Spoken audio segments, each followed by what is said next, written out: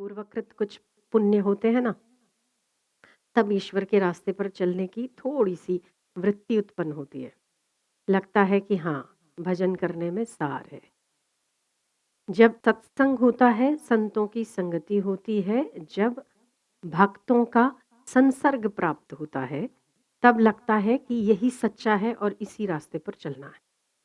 फिर थोड़ा-सा चले जाते हैं ना, फिर थोड़ी माया ऐसी है ना, चकाचौंध ऐसी है, थोड़ा लाइट देखते हैं, थोड़ा ढिंचिक-ढिंचिक देखते हैं, थोड़े कपड़े देख लेते हैं, थोड़ा कुछ और देख लेते हैं। हमको लगता है कि उलझने अब सबसे ज़्यादा सुख तो इसी में ही है। वहाँ क्या पड़ा है सारा दिन ऐसे भजन करो, माला करो, सत्संग करो, बहुत बोर है। बोरिंग चीज़ है सारी। और वहाँ थोड़ा कितना आनंद आता है, खुशी मिलती है, खुशी। और फिर हम इसी उलझन में जहाँ चले थे वो भूल जाते हैं और वापस उलझनों में उलझ जाते हैं। फिर होता क्या है, फिर एक चपत लगती है, कहीं ना कहीं से जरूर लगती है, फिर शक्ल हो जाती है पीछे वापस टेढ़ी। फिर लगता है कि वही ठीक था। बोलो ऐसा है कि नहीं है ना? ऐसी कितनी चपतें दिन में लगती हैं, कितनी बार हम सोचते हैं कि नहीं, वही सही था। पर माया तरना दुस्तर है। माया इतनी ठगनी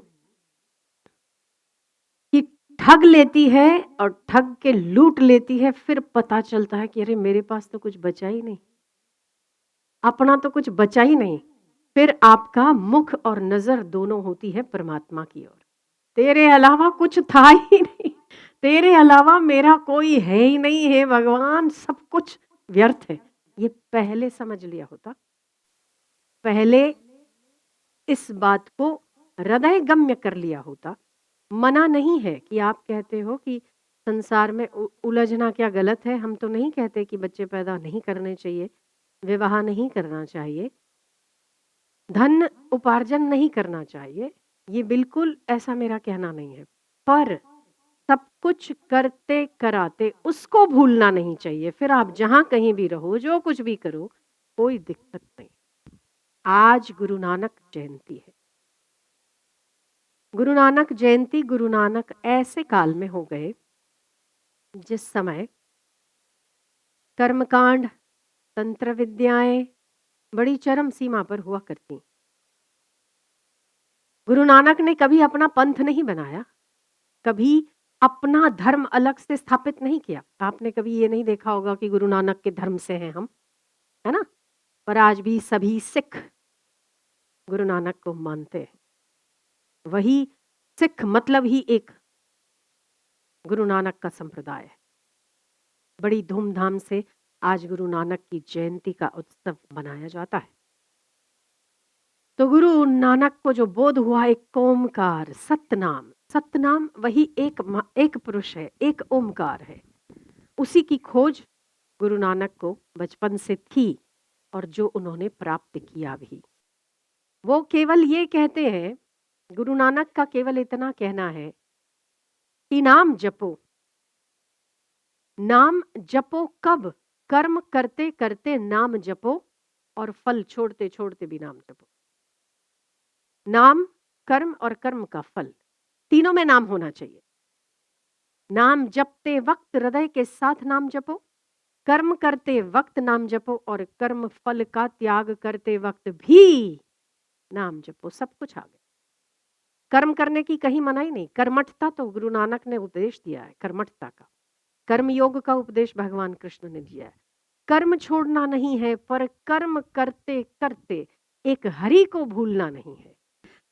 कर्म करने के बाद भी हरि को भूलना नहीं है। अब जब कर्म कर लेते हैं ना, तो एक बहुत सूक्ष्म अहंकार सा हमारे चित्त में उत्पन्न होता है। मैंने किया, मैंने देखा कितना मस्त काम हो गया। अगर आपने उस मस्त काम का श्रेय ले लिया ना, तो गलत काम के डंडे भी लोगे। गलत या अच्छा, अच्छा या बुरा, श्रेष्ठ कर्म या कनिष्ठ कर्म, दोनों ही अगर भगवान को सुपुर्द कर दोगे तो आप तो फ्री थे तभी भी, आज भी, बाद में भी मुक्त हो। आनंद ही आनंद करो। तो कर्म जो आपको करने को मिला है, उस कर्म को ईमानदारी के साथ करो। ईमानदारी के साथ करो। नाम जप के साथ करो। उस समय जब गुरु नानक जन्म लिए थे, उस समय ईश्वर में आस्था के लोग बड़े कम थे। उन्हें लगता था कि तंत्र मंत्र ही सब कुछ है, टूने टोटके तंत्र मंत्र इन सब का बोलबाला उस समय में ज़्यादा था। तब गुरु नानक उपदेश दिया करते थे कि परमात्मा का नाम ही एकमात्र संसार के सारे कलुषों को धोने वाला, नौका के समान मनुष्य को पार उतारने वाला अगर कुछ है तो भगवान का नाम ही है। ईश्वर के नाम पर श्रद्धा रखो। मंथन करने के बाद उन्हें ये बात का एहसास हुआ कि भगवान के नाम के अलावा इस संसार में जो कुछ भी है वो सारी मृत्यु है। नानक जी ने कहा, जितनी देर, जितने पल और जितना समय आपने ईश्वर का नाम धारण किया है, आपने लिया है, चाहे वो हृदय से लिया हो, चाहे वो मुख से लिया हो, चाहे वो कर्मों में लिया हो, चाहे बिना कर्म किए लिया हो, चाहे आपने भाव से लिया हो, चाहे कुभाव से लिया हो, पर जितनी देर के लिए आपने भगवान नाम को लिया है, उतना ही आपका जीवन है। उसके अलावा जो कुछ भी आप हासिल करते हो सारी मृत्यु है, ऐसा गुरु नानक